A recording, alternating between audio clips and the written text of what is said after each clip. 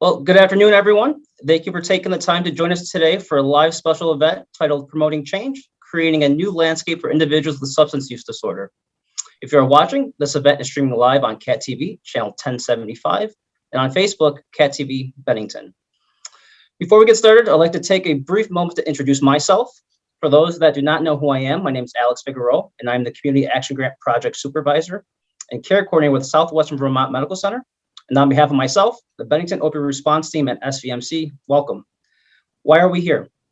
In 2019, the Bennington Opioid Response Team, which is comprised of more than 40 individuals from community organizations, including healthcare, mental health, recovery, government, law enforcement, first responders, prevention, transportation, and education, received a 3-year community action grant.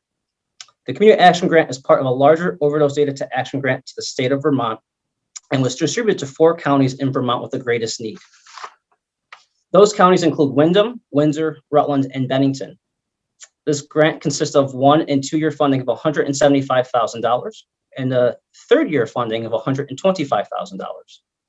Purpose of this grant is to support and empower local communities to partner and identify needs and create sustainable solutions to prevent opioid and other drug overdoses, misuse, substance use disorder, and drug-related harms.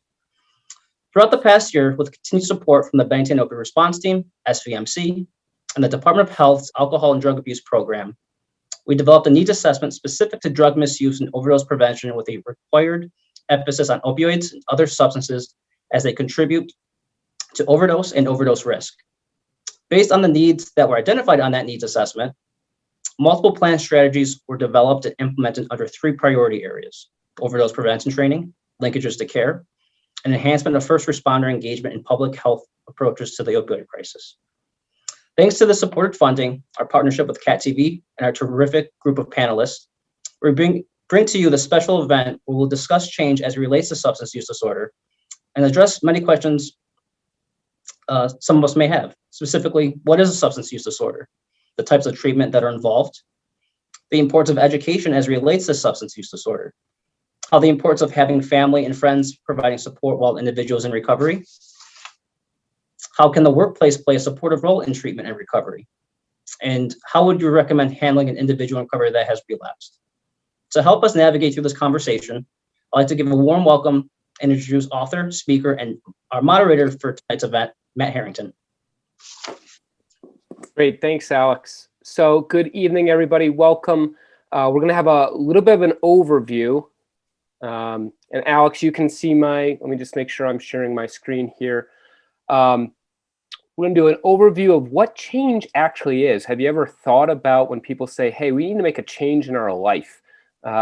Okay, what does that mean? And so I want to go over a little bit of the science of change. There's actually some science behind that. Alex, you can see my screen, right? Great.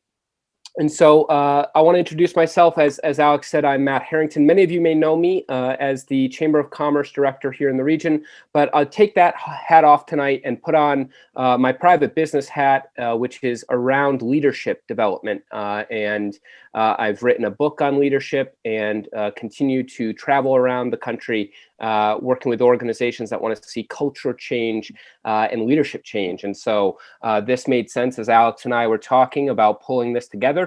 How do we talk about change in general? Forget, even leadership or culture or organizations. How do we just talk about change in what we're doing every day? And we will lead into that substance use. And we have a terrific panel. I am not an expert on substance use disorder, but we have a great panel that is. And so I want to make sure we go through this first part so we get to really the meat of the discussion. But we need to layer in and maybe give you some tips and tools and tactics as we think about change. So let's set our mind, okay? Again, today we'll talk about maybe why we're not feeling right now. We've just handled a once in 100 years, once in a lifetime global pandemic, and we're finding our way out of that. And so what does that actually do to our ecosystem? What does that do to our brain? What does that do to our heart? And how do we change? Now we all kind of have a reset. If you think of coming out of COVID as a reset, a time to rethink how we're doing our life. And so we want to take some time of where we are and where we need to go. We'll talk a little bit about that science of change we talked about earlier, I want to give you a quick motivation assessment tool. And this is a great tool you can do quickly and go, okay, am I feeling blue? Am I feeling down? And this acronym, this 4-letter acronym, you can do a little check, and then you can use that tool or acronym to find ways to build out your intrinsic motivators, right? The things inside of you that get you up in the morning and get you excited. Well, there's a quick tool that we can use to assess and grow our motivation, believe it or not. And then finally, we will go to that panel. And so hang tight with me for a little while we go through this, but we're excited to introduce that panel with you in a couple of minutes. So did you know, we think a lot in any given day, and our thoughts can be our friend and our thoughts can be our enemies. And we are left to our own devices most times. We may be talking with friends, we may be talking with our bosses or our family members, but by and large, we're left to ourselves and our own brain. And when you think about it, how many thoughts do you have running through your brain in any given day? You have about 12 to 60,000 thoughts per day, on average. 12 to 60,000 thoughts. And if that may seem like a big number to you, but if you think about it, you go, yeah, I am constantly thinking about things. Did I leave the iron on? Who's going to pick up who from daycare? What am I cooking for dinner? What did that person say to me? And what did that mean when they said that to me? And I want you to think about this in your own life. What percent of those thoughts do you think are negative? How many times do you pick on yourself or kick yourself or say, I should have done this, I should have done that different, or I wish it had gone this way, I wish my life had turned out this way or that way, or just even, I wish the week turned out differently? And equally, how much of the percentage of your thoughts, again, 12 to 60,000, so pick the middle of that, 30 to 40,000 thoughts you have in a single day, how many of them are repetitive thoughts? Did you know that 80% of our thoughts are negative, just inherently, just as a human being? We are hardwired, probably since our animalistic instincts are to think about the saber-toothed tiger around the corner. We are hardwired to think negatively. And even more somewhat depressing, not to start off on a depressing note, but 95% of our thoughts are repetitive. So if we have 80% of our thoughts that are negative and we think about those thoughts again and again and again, you can see the spiral that we get into. I don't say that to be depressing. I say that to say that we're all in the same boat. We all face those, and we face those at different times, and we face those at different levels. And some of us do better with those, some of us do worse with those. And there's no, we're all in that same boat, and we all have those. So if you're thinking, man, this is only me, it isn't. It's a lot of us. Brene Brown, a terrific writer on resilience and vulnerability, talks about these and calls them the gremlins in the back of your mind. And if you think about those, they're that voice that just talks to you in the back of your mind. And I want to give you some tools today to maybe quiet those gremlins or those negative thoughts and give you a plan forward. Peter Drucker, very famous business guru, once said, the best way to predict the future is to create it. There are a lot of things out of our control, but there are a lot of things in our control as well. And so I want to give you some things that are potentially in your control, things that you can start to build your future and possibly even predict it because you created it. Oftentimes we create a plan, and our plan, we think it's going to be a straight path to the end zone or to the checkered flag. And oftentimes it looks like the reality underneath, which is filled with pitfalls, pit holes, bumps, bruises, mishaps, lakes, storms, and that's common. I did this presentation a couple months back, and I shared this slide with business owners, but I think it still works for individuals as well.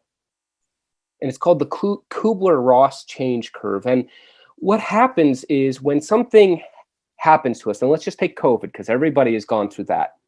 We get this initial shock. And if you remember about a year ago, a little bit more than a year ago, right around March 15th, there was this shock. And you can almost hear everybody say, we won't shut down that much.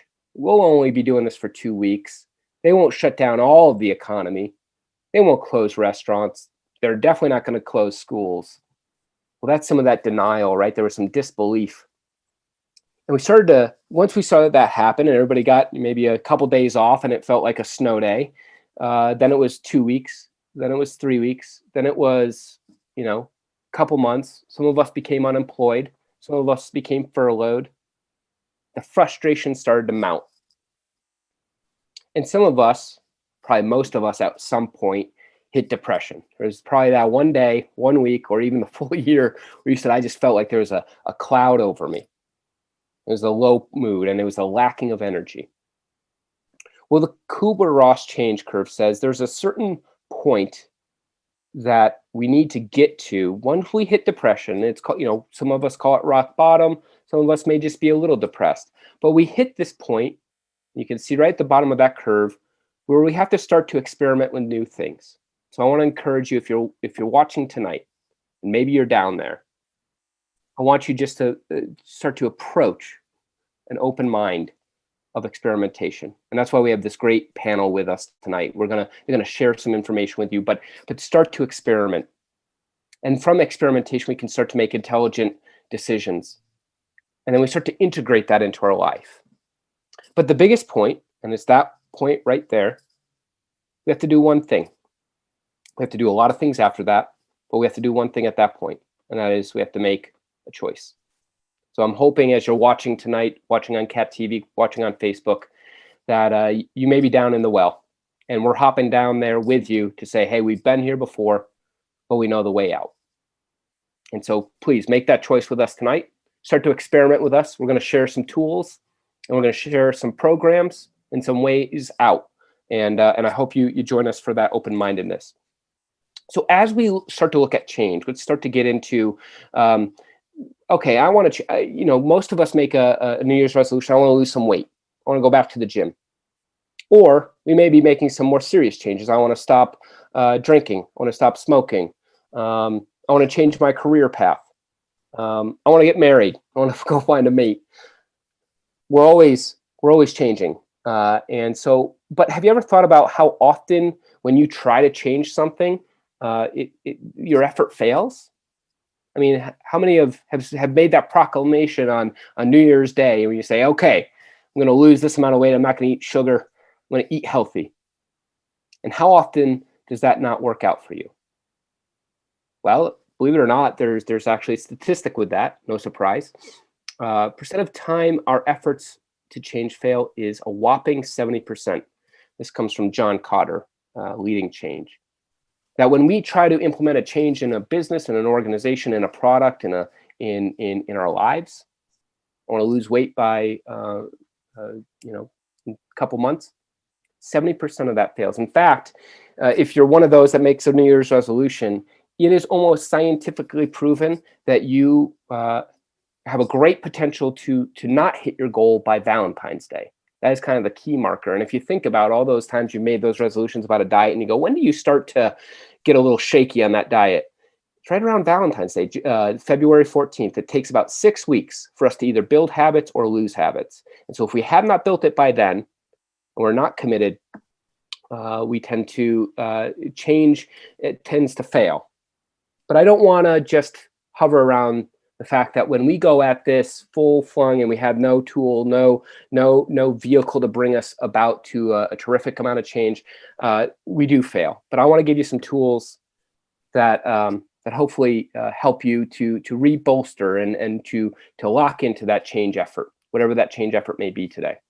So what are some things that happen that change fails? There's actually reasons why your change fails. And again, I want you to think as simplistic as a diet or as impactful as stopping any sort of substance use or any other kind of bad habit that we have.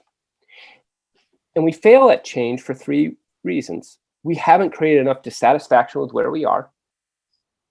We physically do not have enough pain. There's not enough fire in our belly to change. We lack a clear and compelling vision of where we are going. We don't know what would happen if we didn't do this, and where we might be going if we did do it. And we lack support or people to support us in our change. Now, as simplistic as I have made these are very, very complex, sophisticated thoughts. There's a lot behind dissatisfaction. There's a lot around creating that clear and compelling vision. And I know many of our panelists can talk to you about that of it's not just saying, okay, I'm done with it, and then we move on. There has to be a lot of layers of dissatisfaction, a compelling vision and support. And I want to share from at least my experience working with a lot of people what some of those look like. I put it in this formula. You know, we just talked about dissatisfaction, vision, and I want to talk about first steps. So it's this formula called the change formula. It's D times V times F. It has to go in that order. You have to create dissatisfaction and a case for change. You have to create that compelling vision of why you need to change from where you are to where you're going. And we use that by defining the purpose of why we're changing, the picture of what it could look like if we did change. The plan, what do we have? Do we have a workout plan? Do we have a diet plan?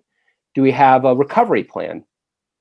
And then the parts that people need to play, the support structure that needs to play a role in your life. And then we can start doing those key strategic things that we need to do to get over that. And again, that could be exercise, that could be drinking more water, that could be doing a lot of those things. So how do we create this dissatisfaction? Again, I said it was more complex than just the word, but trying to simplify it. So when we look at dissatisfaction, we have to create our case for change. And I highly encourage people, if you don't journal, if you don't even just sit in meditation from time to time, that it's a really good point. And if you were to think about that thing you want to change, what would be some of those meditative practices that you would do to say, this is why I want to change from here and I want to get to there? And so you might find that my case for change looks like a lot of research, some data, some science behind that, the facts. What are the facts of the matter? I often find that thought-provoking books or magazines really get me motivated and start to build my case for change, why I want to work out or start a new career or something like that. Hearing stories about others, testimonials are very helpful. And telling my story, whether that's journaling or being able to talk to other people about my story. You can get a lot of out of performance articles, being artistic and creative. A doodler can doodle their change. You can watch inspirational videos or a music playlist. That's how we start to build that case for change. Why do we want to move from here to there?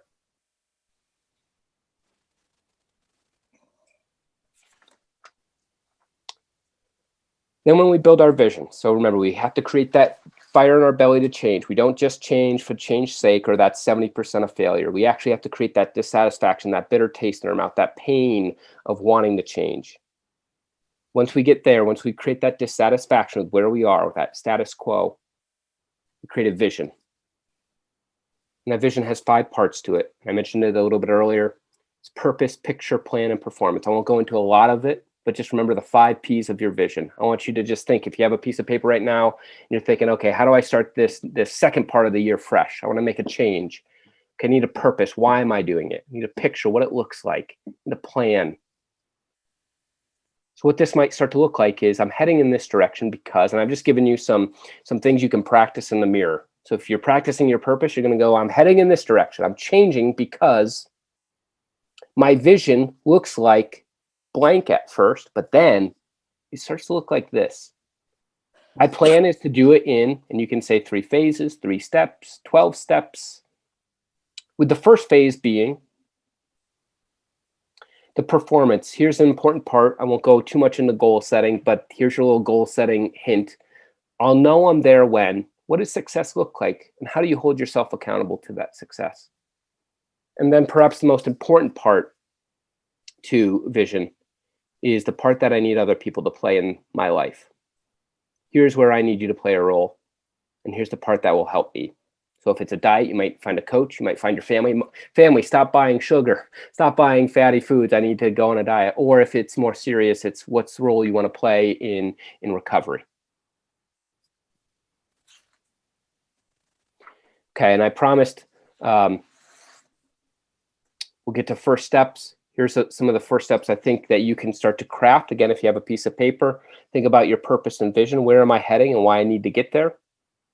Critical strategies. And I think we big word, but it doesn't have to be a big thought. It can be, my strategies might be around health, wealth, family, education, career. I often post an article at the beginning of every year around my one-page strategy, and it's my one-page strategy for the year. And you can go to my website, you can download it. I often put these buckets as my strategies to get to the vision I want to accomplish this year. It's extremely important and extremely powerful to write down our plan for the year. How often do you start the year and actually build that plan on a piece of paper? And then SMART goals. SMART goals are just specific, measurable, attainable, results-oriented, and time-bound. Holds us accountable. And then the key initiatives, the ones that we talked about. Maybe I start drinking water. Maybe I'll start eating healthier food. I'll go to the gym 3 times a week. Or what are your recovery initiatives? I did promise we'd talk a little bit about motivation. So what is motivation to you? When this isn't the Oxford Dictionary definition. This is just my definition. It's what gets you up out of bed every morning. It's what you're passionate about. Now, you can be passionate about watching Netflix. You can be passionate about going for a run. You can be passionate about your career. But you are motivated. You are motivated, or you would not be breathing. So you're motivated about something. I would encourage you to do some self-exploration around what you're motivated about. But if you're lacking in that motivation, or you want to test yourself, I said I'd give you a quick motivation tool, and it's called CAMP. It's the CAMP method of motivation. And so if you're finding that either you're extremely motivated and moving forward on your life, and then maybe it's in your work or in your family, you may fill out all of these with kind of 100%. Yeah, I feel really good in all of these. Or if you're feeling like you're at a deficit, you're feeling blue, it would be interesting for you to see if any of these are low on, I'm not feeling that out as quite as high. And so CAMP stands for competency, autonomy, meaningfulness, and progress. What that means is how smart you feel. Now that can be as how smart you feel as a dad, how smart you feel at work, how smart you feel as a young professional in Bennington. There are a lot of around competency. How smart do you feel? And if you don't feel like you're smart or just even competent in a situation, your motivation will go down. Same with autonomy. How much decision-making power do you have? If you have a lot of ability to make decisions in your work, in your family, in your church, you're gonna be more motivated. If you find that your autonomy is taken away, your freedom, your self-direction is taken away, your motivation is going to go down.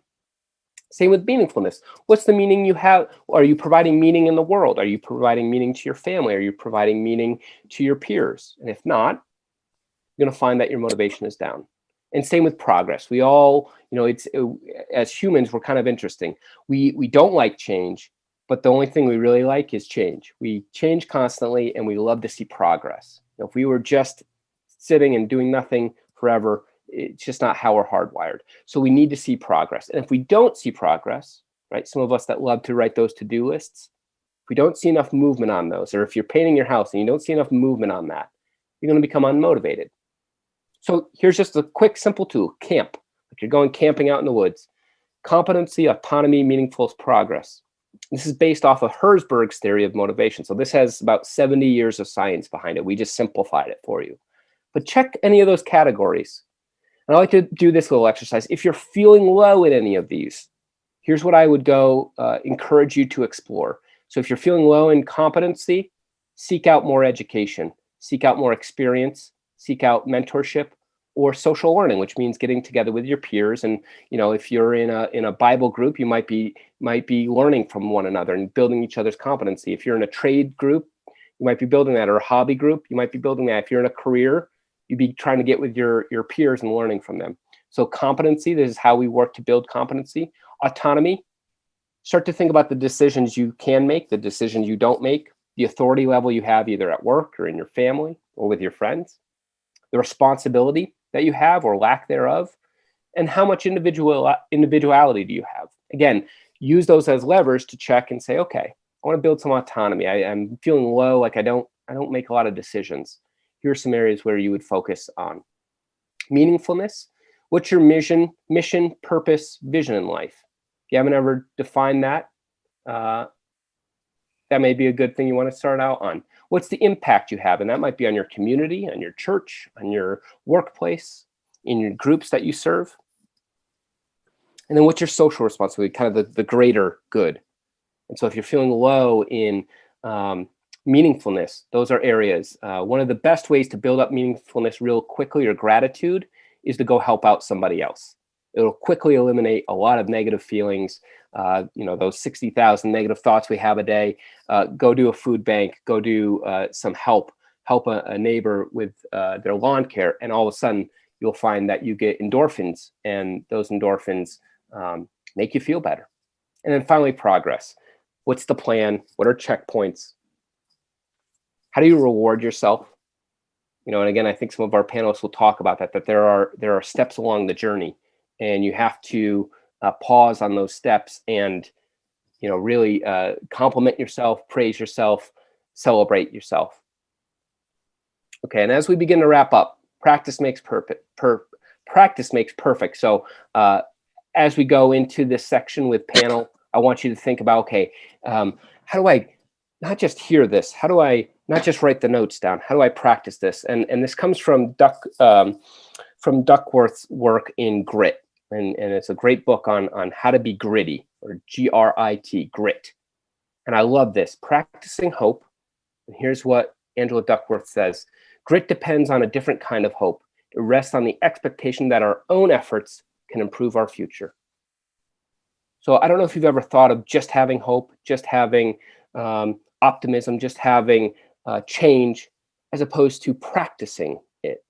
That we're not perfect beings, that we're hardwired some ways in different ways. And it's all about a big practice. Life is about a big practice. And so if you're feeling like you don't have hope today, that doesn't mean you can't practice hope tomorrow. And we haven't all arrived at the finish line yet. And so I want to encourage you, as we talk to our panelists coming up, think about practicing hope. Also practice learned optimism. And here's what Angela Duckworth said about that. Optimists habitually search for temporary and specific causes to their suffering. They're not set on this big universe is against us. It's just temporary. Whereas pessimists assume that permanent and pervasive cause to blame. That this is just what life has in store for me, and this is, I've done something wrong, and that's how they view it. So I want you to also think about not just learned hope as you listen to these panelists. Think about learned optimism and practicing it. It's not that you just get it and then you hold on to it and you have it for the rest of your life. It's the fact that we have to practice it, just like we have to practice meditation. We have to practice working out. We have to practice love too, believe it or not. Love is not just this thing that we do. It's a form, it's a practice. So with that, as I put closure to this and we go over to our panels, I want you to think about many things as we get into the panelists, but really, what challenges or problems are we facing in our current situation that will cripple us today if we don't begin addressing them? What challenges or problems are we facing that if we don't talk about it today, if I don't write it down, if I don't share it with one other person today, it will begin to cripple me if it hasn't already. And then I think a real important question to ask, it's a tough one, is what will the change require? What will it cost you? What will it cost us to change? More importantly, what will it cost us if we don't change? Okay, so hopefully that's layered in some of our mind setting to get ready for this terrific panel. I want you to come with learned optimism, learned hope, maybe learn some change, and start to build a change plan for yourself, a case for change. And so with that, I want to introduce our panelists with us tonight. We have Pamela. First, let me go to Benjamin Lerner, and I'm going to have each panelist introduce themselves. But here is the general idea behind each one of them. Benjamin Lerner is a recovering addict, composer, a writer, and a recovery advocate. And I'm very excited about his new project with WEQX. So we're going to talk to Benjamin about that. We have Julia. She's a peer recovery coach with Turning Point here in Bennington, Vermont. And we have Pam, Spoke RN. And so each one of you, let's start with you, Benjamin. Can you just give us an overview of who you are and your story? And we'll go down into Julia and then Pam. Absolutely. Thanks so much for having me. My name is Benjamin Lerner, and I'm a grateful recovering addict and alcoholic. My sobriety date is June 13th, 2016. And I really like the talk you just gave, because I was actually at that place where I had to make the decision to choose motivation and forward motion. And today, I'm a recovery advocate, as you said, writer, composer. I make hip hop music that is classical piano based and also recovery based. I write a weekly column in Vermont News Guide called Clean, where I talked about my story and how I found a new life in recovery. And as you mentioned, I also got Clean Jams, which is on every Thursday night at 11 p.m. And it's a cooperative initiative that we're doing with Old Mill Road Recording and also WEQX 102.7. And I'm grateful about it. And I'm grateful to be able to integrate my love for music with my love for recovery. And I'm also grateful to be here to be able to talk about it. Great. Thanks, Benjamin. Julia. Hi, my name is Julia. I'm from the Turning Point Center, Bennington, and I am a recovery support specialist. I help supervise peer recovery coaches and implement and supervise recovery support services for Bennington County. I'm very passionate and believe that all people are capable of change at any moment. And one of the things that I really like that you said was we're always in a constant stage of change, transition, or transformation. And so if you don't have hope today, know that I have hope for you, and that I'm always here for anybody who's interested in any type of recovery support, families, people in active use, people seeking harm reduction. And that's kind of what I do. Great. Thanks, Julia. And Pam. Hi, my name's Pam, and I'm a Spoke RN here in the Bennington area.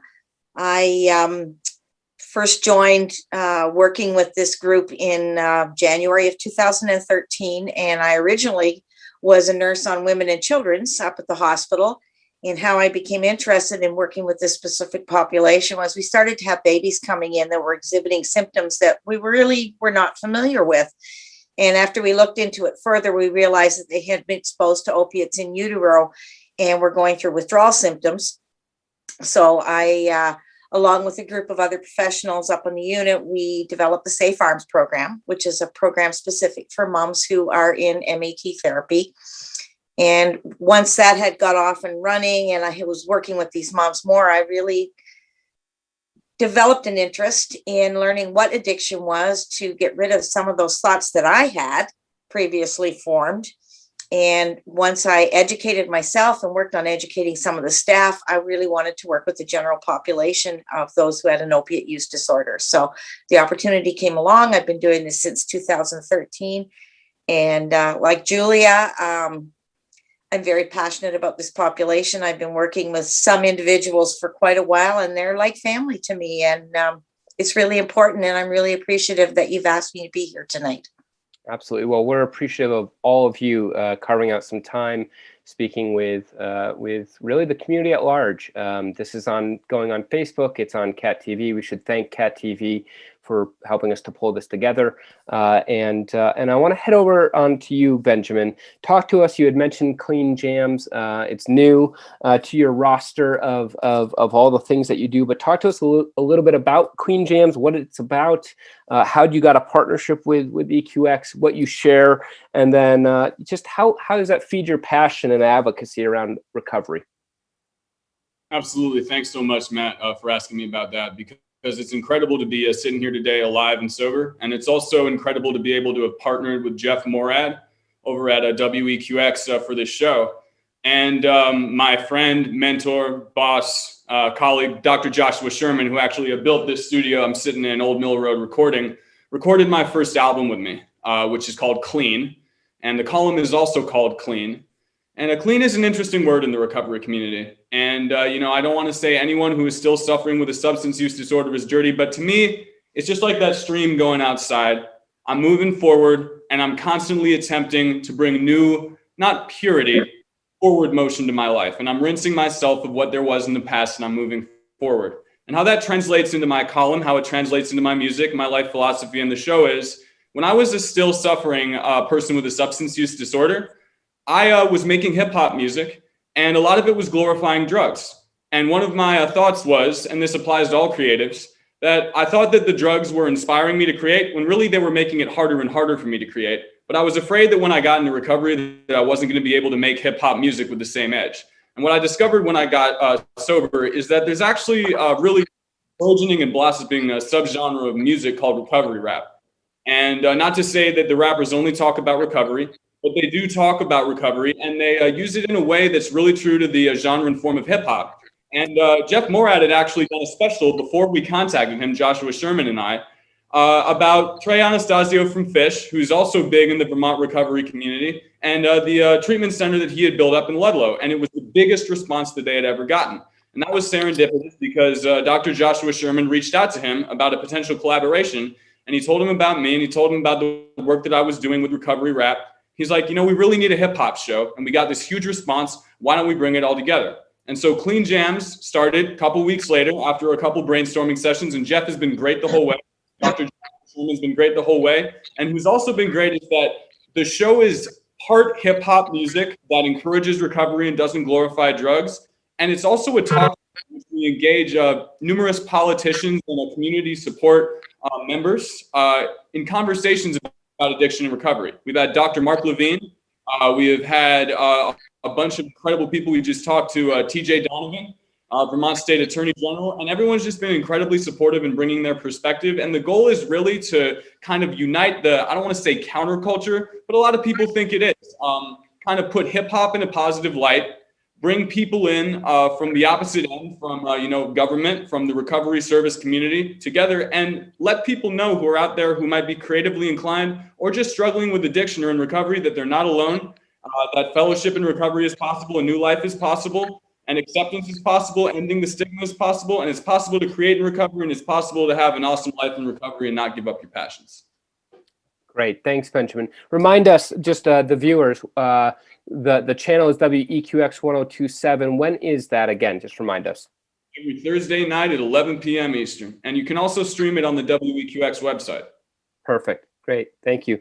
So, Julia, let's, somebody's tuning in here on Facebook or on Cat TV. They're just tuning in right now.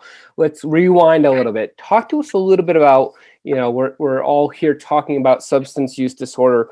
What exactly is substance use disorder and what causes it? So substance use disorder is thought to be, there's a lot of components to substance use disorder. So there's some thought that substance use disorder is partially genetic, and then the behavior, you're predisposed to certain behaviors through genetics. Substance use disorder is using the substance where it interferes with your life to a point where it has a negative impact of any kind. It can be anywhere from, I'll give you an example. During COVID, I had a lot of moms calling and saying, I'm drinking wine at 2:00 in the afternoon to take the edge off because my kids are driving me crazy. Am I an alcoholic? And of course, that's not up for me to decide. Only somebody can identify that they have substance use disorder when they come to acceptance of that. But using alcohol or drugs as a coping mechanism is definitely a precursor to a possible substance use disorder. So COVID's been a little tricky where it's also made people realize that that they have negative behaviors that they want to change, and that they've been able to realize because of spending so much time at home or away from their normal everyday activities that they can make a plan and change those things. So when we talk about substance use, it's everything from drugs and alcohol to other addictive things like lottery, gambling, sex addiction, those types of things. Those are all fall under the same umbrella. Great, thanks, Julia. Pam, in your experience, so we've talked about that the substance abuse. There's obviously treatment. That's what a lot of you on this call are about.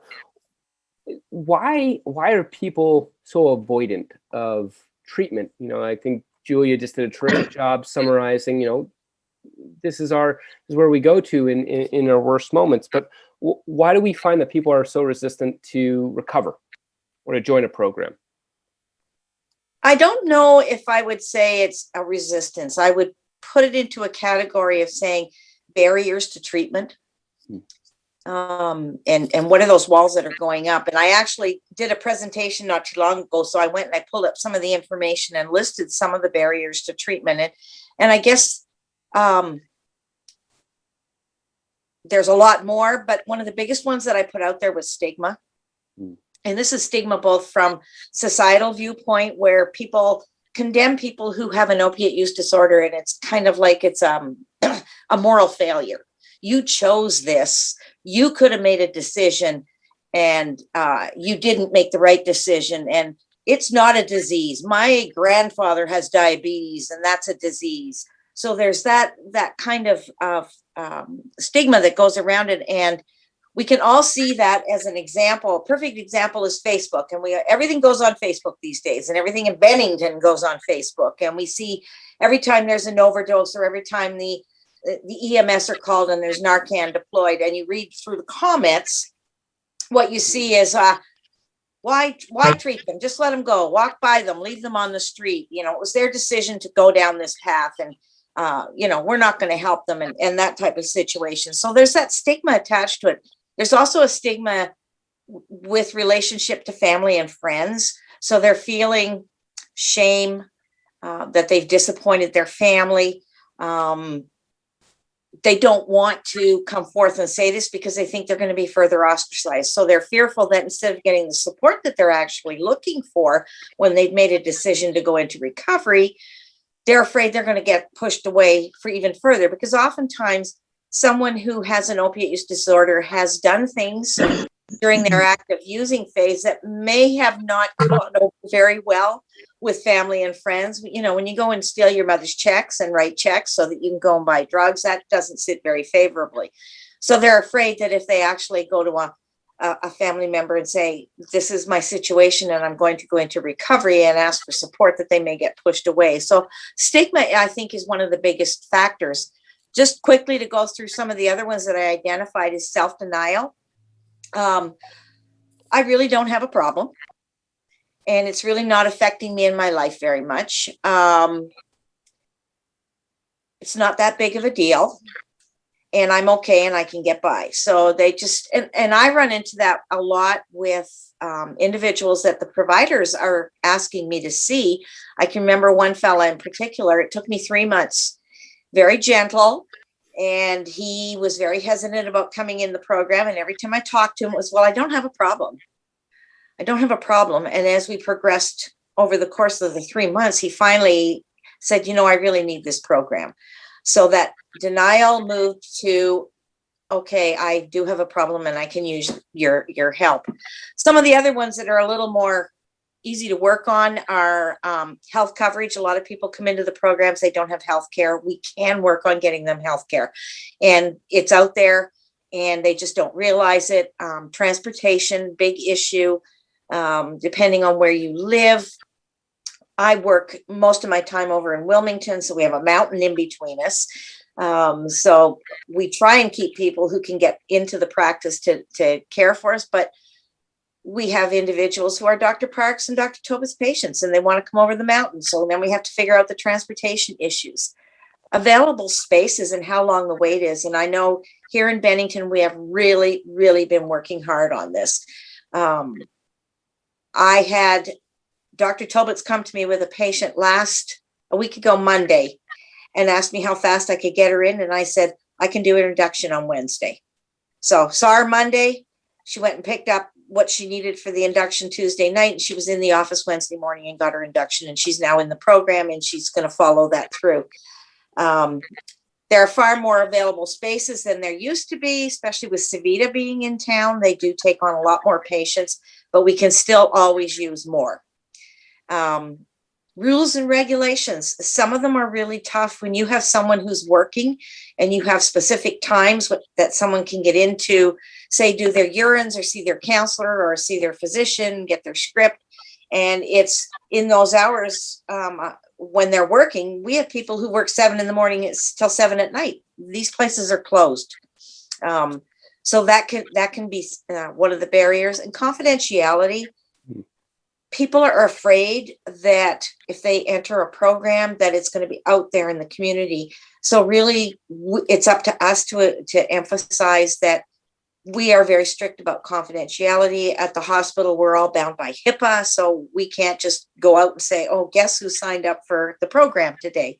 And I know Julia and I know Ben, we're all, this is not something that we go out and talk about with the general public. When someone comes to us and they want to go into recovery, we respect that. So we hope that confidentiality is one of those barriers that we can get down. There are more, and I could talk for much longer, but I thought those were kind of the main ones to highlight as to what would prevent someone from actually seeking help. Great. Thank you, Pam, and absolutely helpful. It's helpful to say them out loud and just say, for anybody watching, oh, yep, she hit the one that's me. Benjamin, so we've talked, you've got the column, you've done music, you've got clean jams on EQX. How important is education as it relates to substance abuse, addiction, and treatment? Thank you. That's an incredibly important question. And there are so many different ways to come at it. You can talk about education in the schools. You can talk about education in terms of awareness, in terms of educating families and reducing stigma. You can talk about educating the community in terms of the measures that are necessary to help recovering addicts and still suffering addicts. And you can educate the addicts themselves, whether in a treatment setting, inpatient, outpatient. But I think it really has to be kind of a holistic thing. One of my most important components of my recovery advocacy work is the importance of aftercare. And if I had to highlight anything that I don't think really gets hammered in enough, it's that a lot of people think, even if they're supportive of addicts and supportive of recovery, and they're not just one of those aforementioned people that says, leave them in the street. Sorry about the grim speech there, but it's true. It does exist. Even if they're supportive, they think that it's kind of a one-stop shop. You go into inpatient treatment for 28 days and you reemerge a butterfly caterpillar. Nothing ever is the same again. And unfortunately, that's just not the case. And unfortunately, addiction or substance disorder, whatever language you want to use for it, is a lifelong affliction. It's a lifelong condition, and it requires a lifelong community-oriented solution. And that's why I think that for me, my education platform is educating people not just about the prevention aspect, which is incredibly important.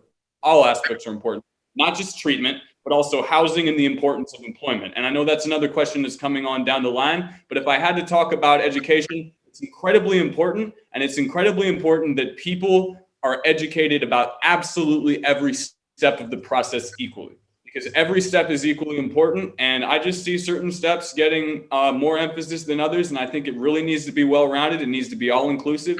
We need to educate the addicts, their families, the community, service providers, law enforcement, pharmacy owners who dispense Narcan and other things. It has to be well-rounded, and everyone has to be equally educated and equally aware. Great, thank you, Benjamin, and you're so passionate about it. It's awesome to see.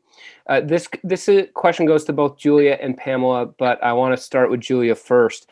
Just talk to us about some of the various treatment programs and the levels of care provided in Bennington County for you.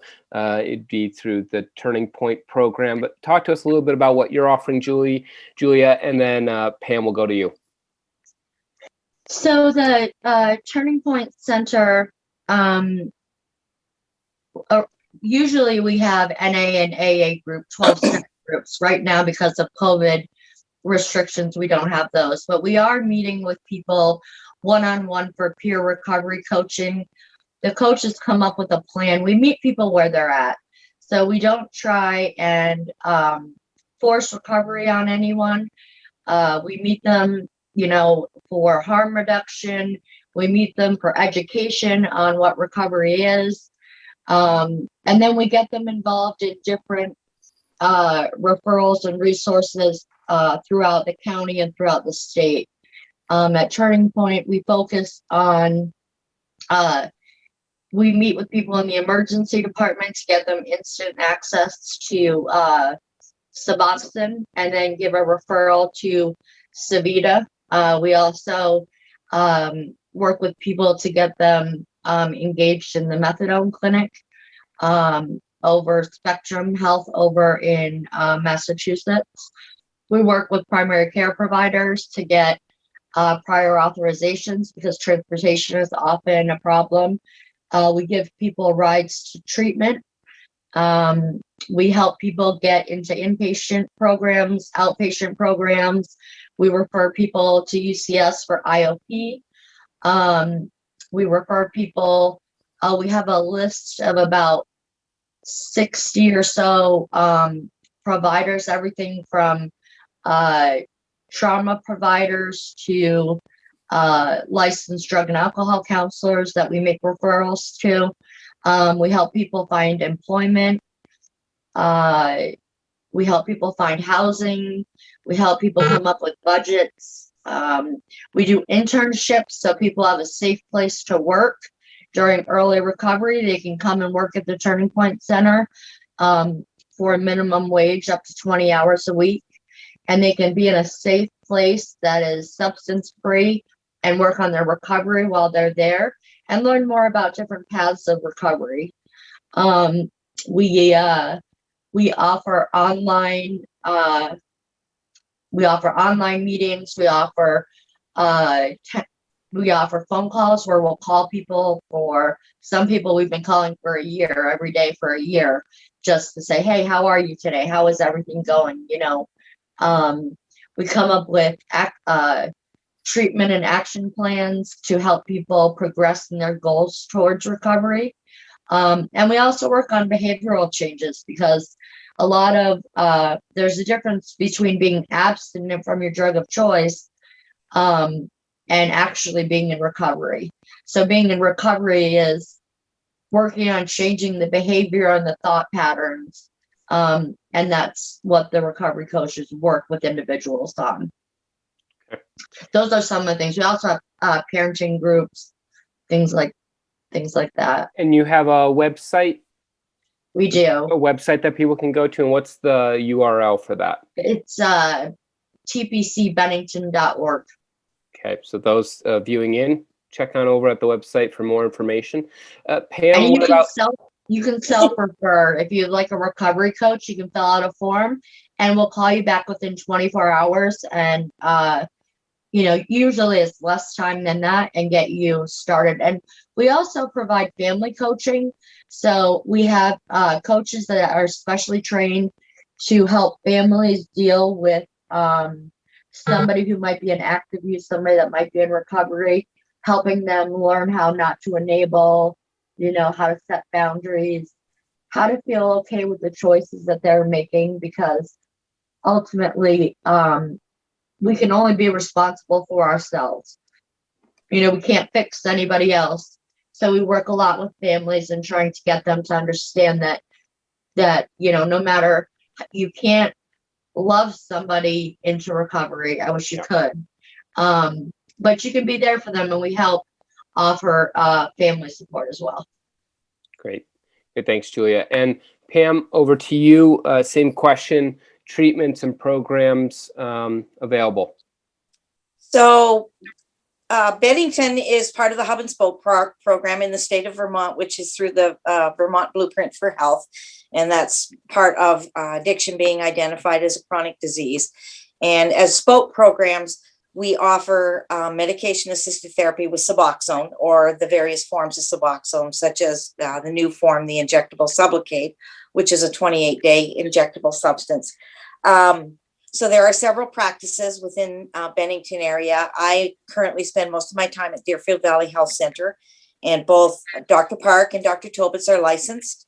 And we have about 60 patients there. Some of them are very long-term patients that Dr. Park has had for years. We offer the MAT therapy, like I was just saying a little while ago.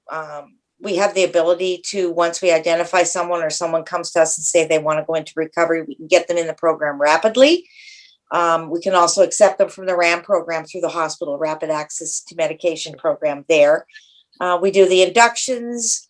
We see them on a regular basis. We determine specifically what their needs are. So they would have myself as the nurse, and I basically see the majority of the patients most of the time.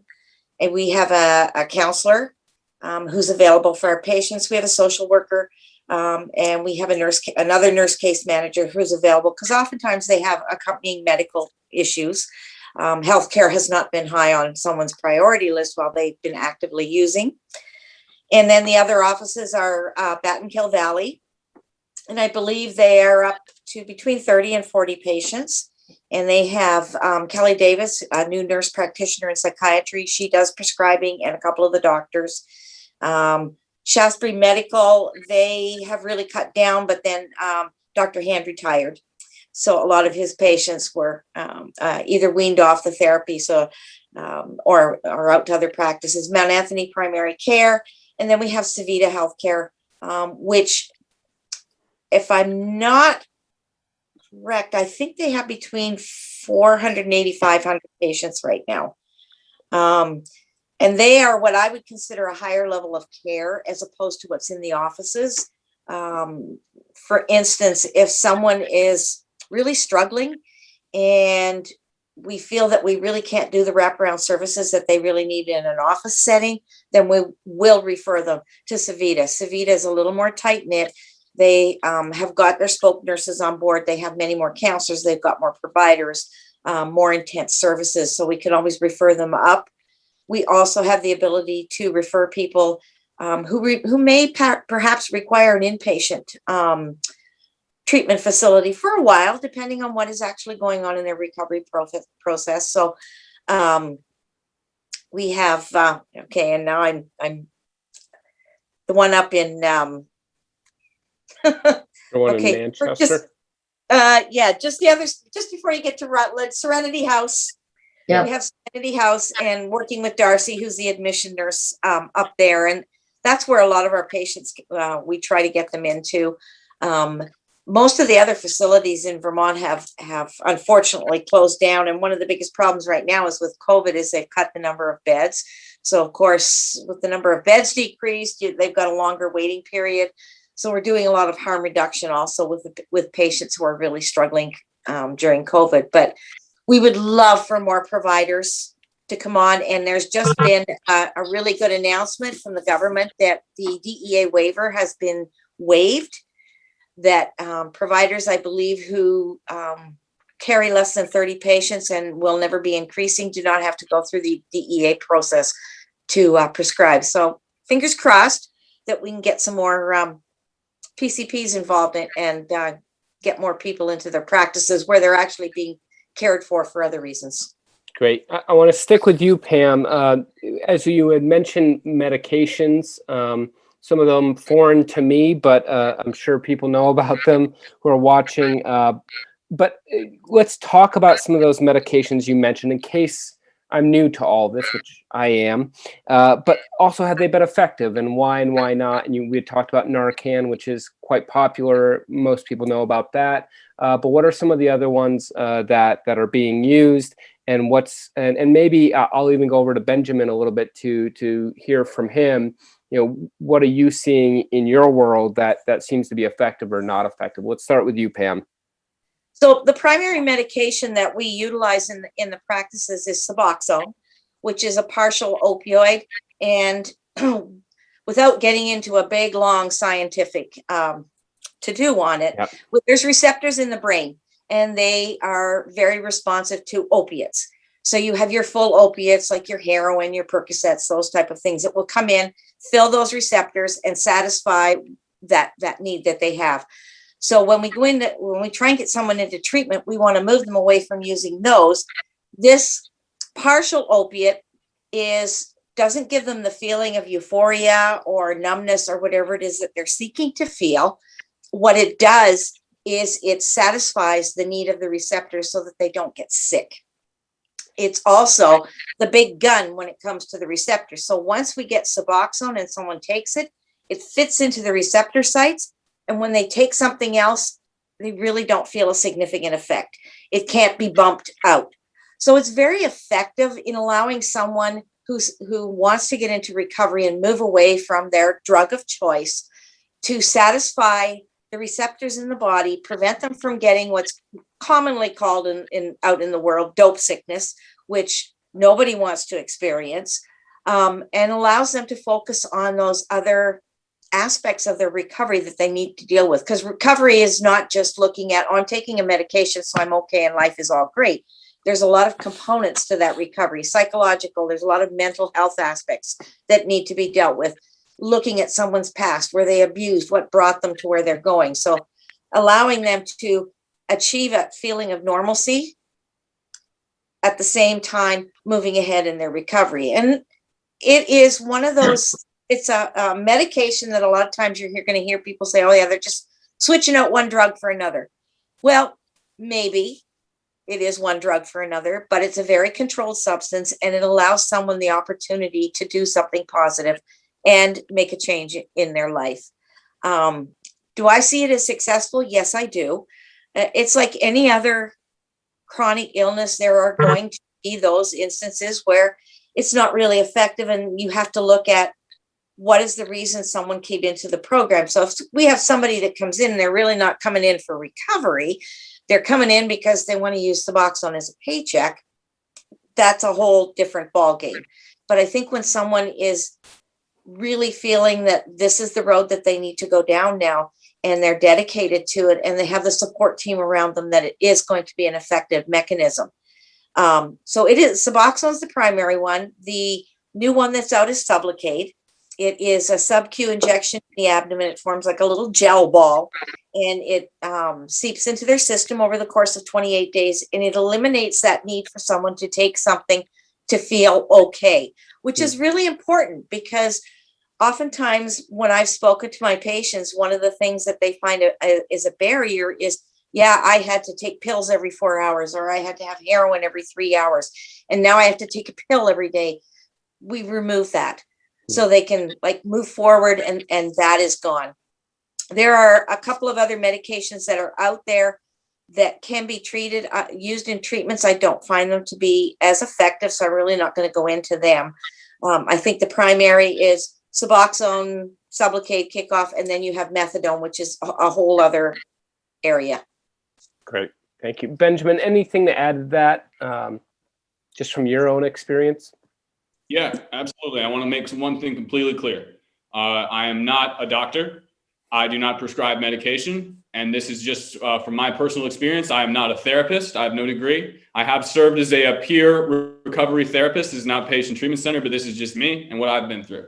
Having said that, the main thing that I would want to say is I have personally been off of Suboxone and Vivitrol for almost 5 years now. I took Vivitrol in the 3 months that I got out of a treatment center at a month-long injection, much like Sublocade, except it's naltrexone instead of buprenorphine.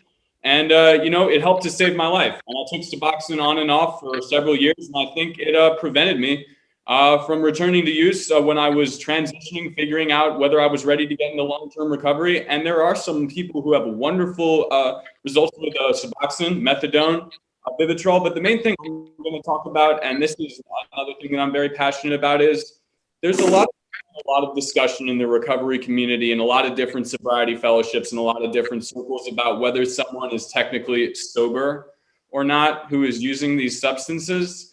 And even though I'm not currently on Suboxone, Subutex, anything like that, if someone is showing up to their sobriety fellowship, showing up to their community, becoming a productive member of society, then ideally, maybe they can be chemically abstinent down the line. Great.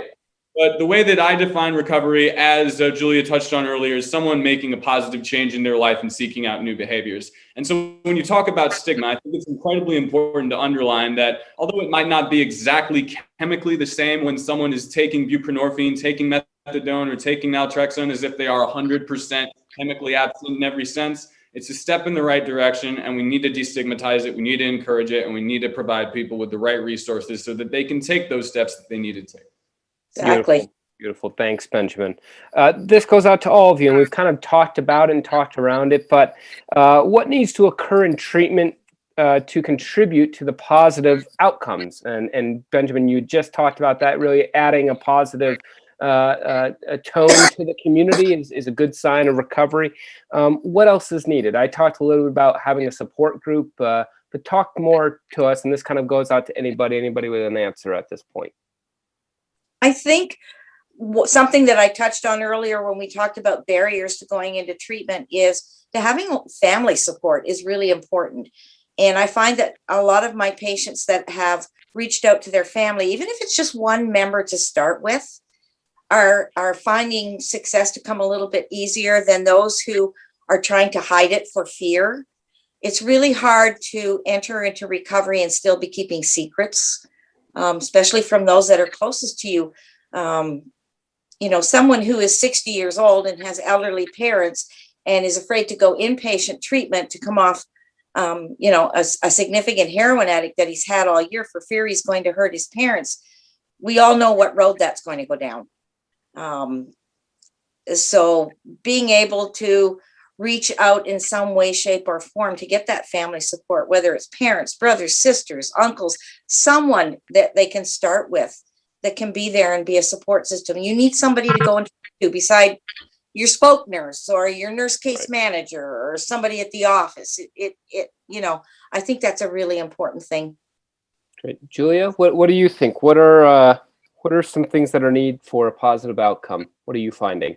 So I absolutely agree with both Ben and with Pam. And what I feel is needed is, excuse me, is just for the community to be a little bit kinder to each other.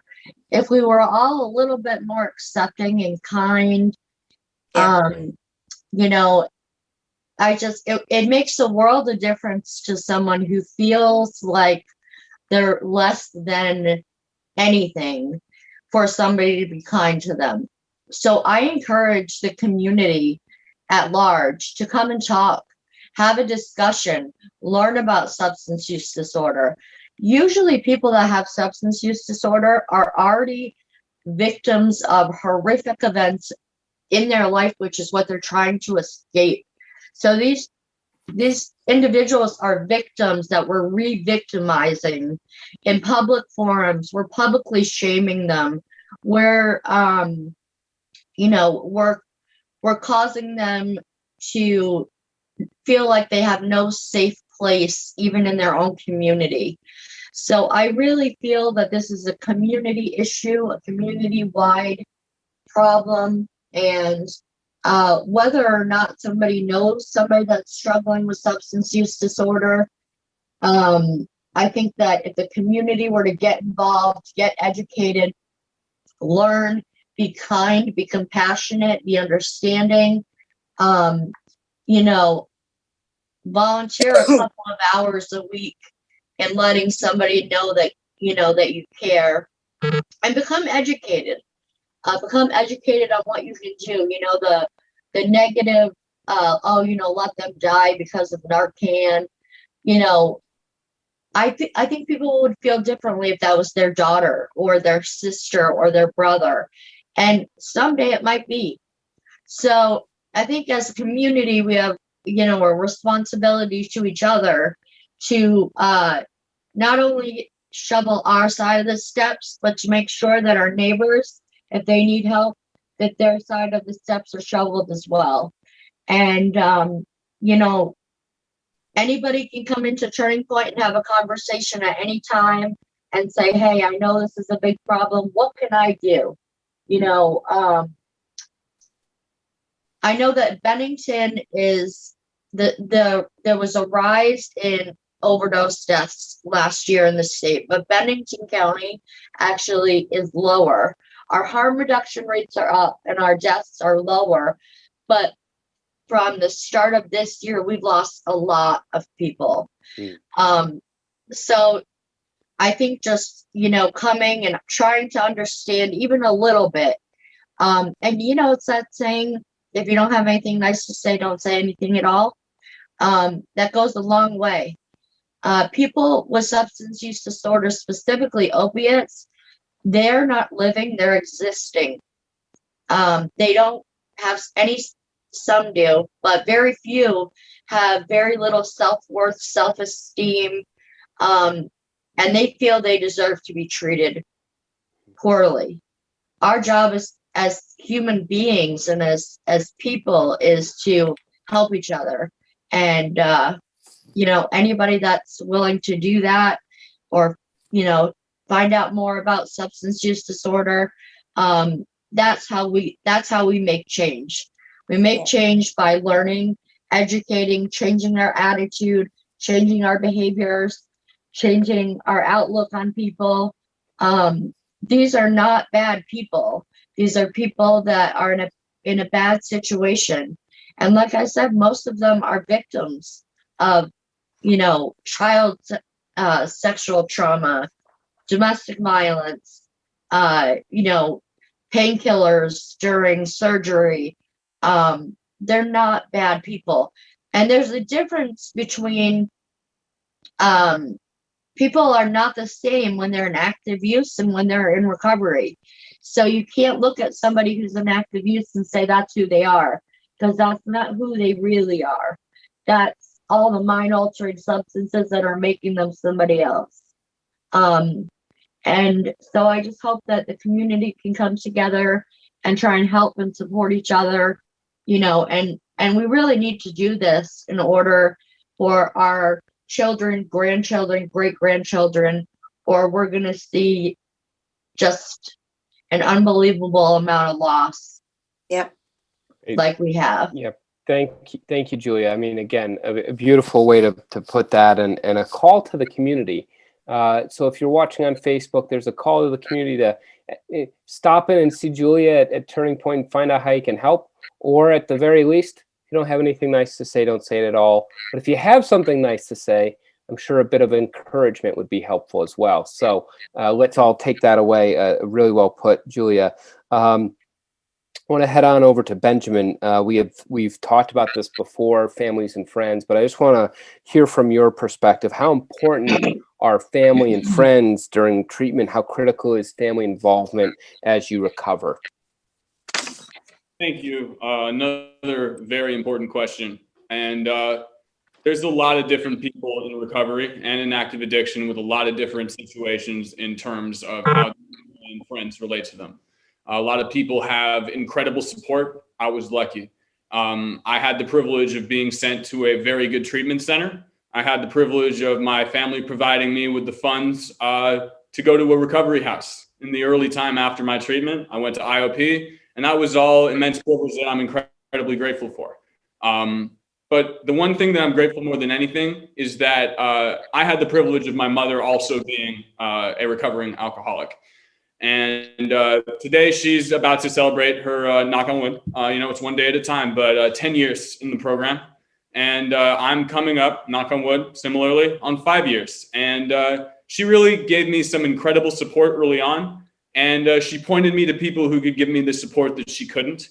And I had a lot of friends that were also incredibly encouraging. And it's completely invaluable to have that support. And it's also invaluable to have family that understand that there's different kinds of support. And I really appreciated what Julia said earlier. You can't love someone into recovery. And there's differing schools of thought on this. What is love and support versus what's enabling? And the way I'll put it is this. I'm grateful that my family paid for my treatment. I'm grateful that my family paid for my recovery house. And I'm grateful that they didn't put a cent more in my pocket after I made it to that recovery house than I needed to get the bus to my job interview. And that's the last thing I'll put in. That's not friends or family, but it is a very important piece, which is to any employer who might be out there, who might have been burned before by a recovering addict. I'm sorry for what happened. If anything did, I've had a lot of people say that that's a problem, both on a statewide and a countywide level, people being reticent, hesitant to employ recovering addicts. But the reason I'm here today is that my family gave me a chance. My friends gave me a chance to work back and earn my redemption. And the community and employers gave me a chance to come in with my head hung low. I wasn't confident. I wasn't even completely ready to get back to work. But they gave me a chance at a labor job in the service industry, and I worked my way up one day at a time, and it helped me in my recovery. what I would say to friends, family members, and employers is be cautious, be realistic, but be willing to accept and look for when people are ready to change, and be ready to give them that chance, because even if it hurts you, even if it makes you vulnerable, that person is also vulnerable. And it takes the whole community to bring someone back on their feet and get them to the point they're ready to make the positive change for themselves. Great. Thanks, Benjamin. And I do want to open that question up to Pam and Julia, just around how can the workplace play a supportive role? I know that that's a direction we may head with some of these webinars in the future, so I'd love your feedback. But before we head there, if you are watching on Facebook and you do have a question for Benjamin, Pam, or Julia, we're about rounding out our questions here, and we're going to try and end by 5:30. But if you do have a question and you're watching on Facebook, please type them in the comment bar, and we will try and get to them. But I do want to head to let's start with Pam and go to Julia around how can a workplace be supportive of people in recovery. Well, I think it's like Benjamin said, there needs to be that degree of cautiousness, but there also needs to be the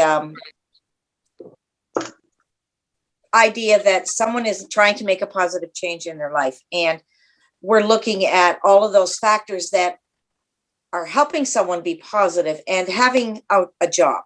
And it may just be something that's lowly and menial to start with, but it gets someone out there feeling productive, someone who has not been doing this or has been turned away from numerous jobs before because they have an opiate use disorder.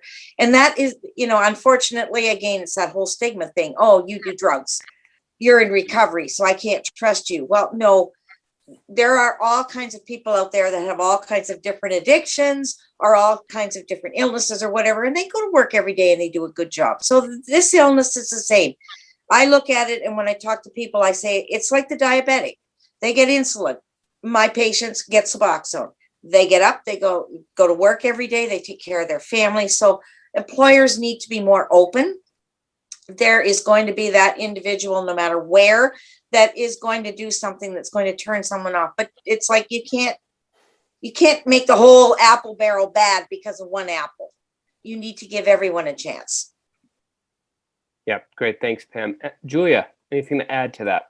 So we do Narcan training for companies. We go into companies that we have several employers which don't like us to name them publicly, but they're willing to give people a second chance, especially if they're honest on their application.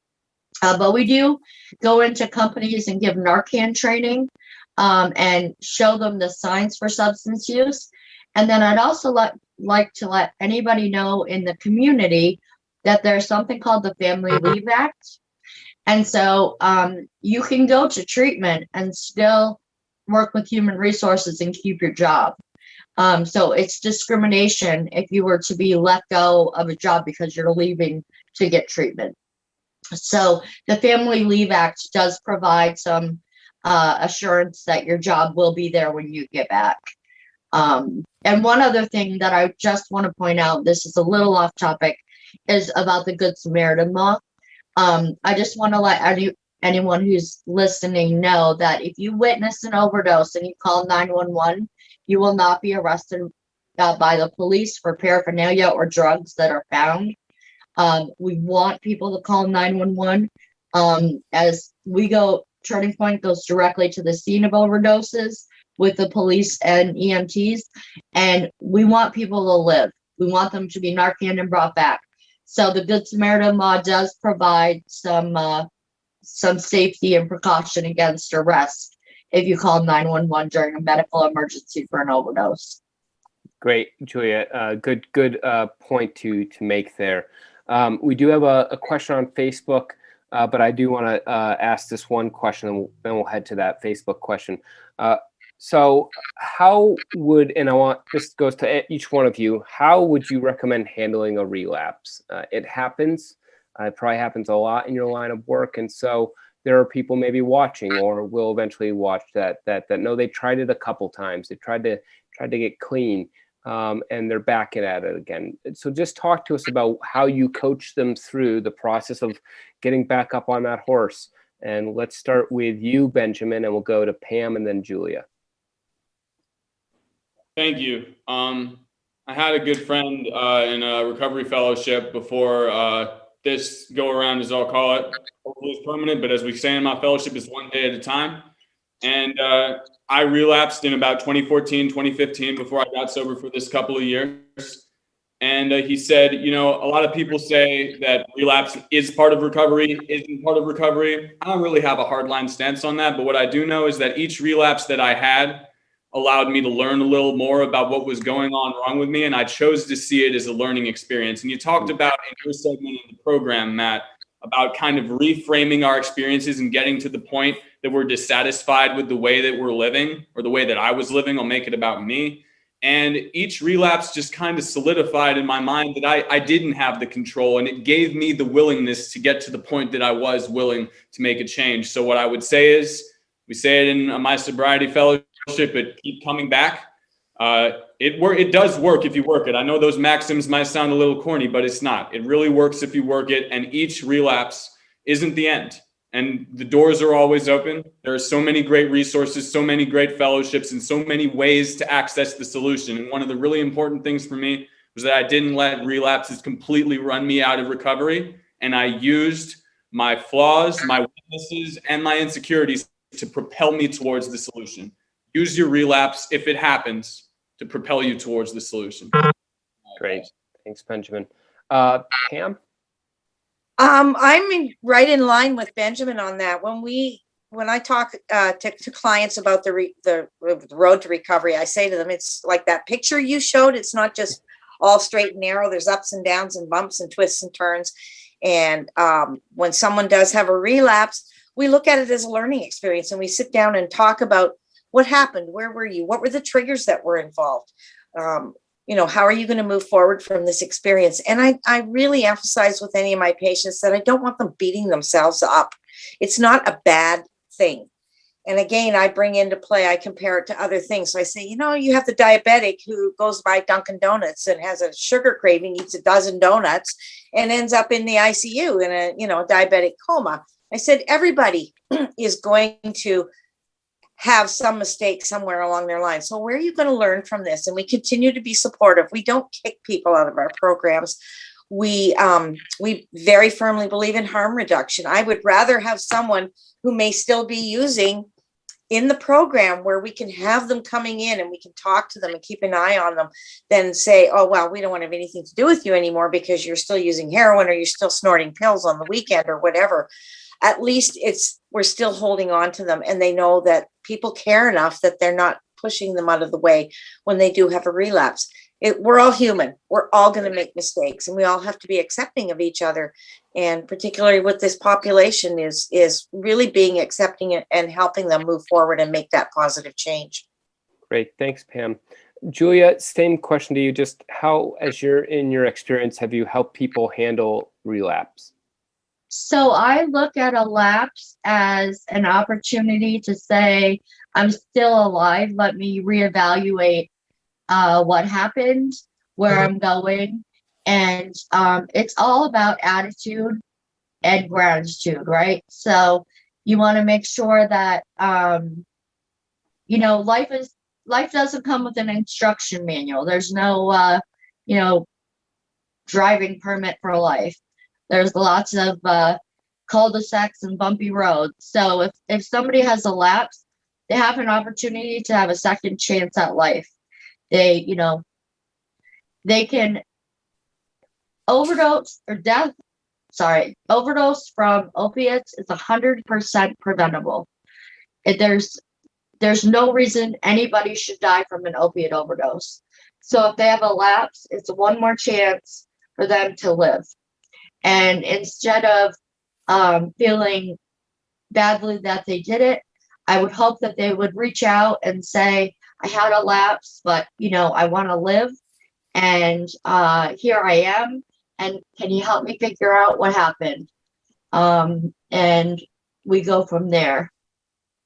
Great. Thank you all for answering that question. That's not an easy question, and think you all added your own pieces of grace to that. I want to go to the question on Facebook again. If you're watching on Facebook, we do have a couple more minutes.